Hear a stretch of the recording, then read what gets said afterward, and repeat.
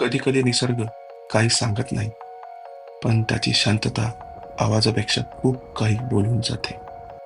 सह्याद्रीच्या कुशीत, धुक्याच्या मिठीत काळू वॉटरफॉल एका गोष्टीची साक्ष देतो, की सौंदर्य केवळ दिसण्यात नाही, तर ते त्या क्षणात हरवण्यात असतं.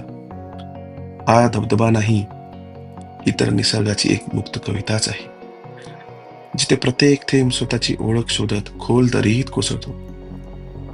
भीती नसते त्याला, कारण त्याचा प्रवास म्हणजे त्याचं अस्तित्व.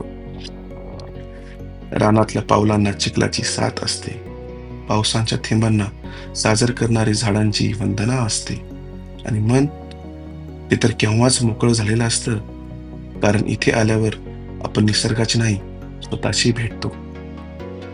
काळो वॉटरफॉल म्हणजे निसर्गाची ताकद, सौंदर्य आणि शांततेचं संगम.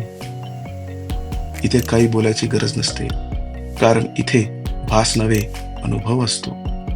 प्रत्येक माणसाच्या आयुष्यात ही वेळ, जिथे तो स्वतःला विसरतो आणि निसर्गाला शोधतो. काळू वॉटरफॉल तो क्षण आहे,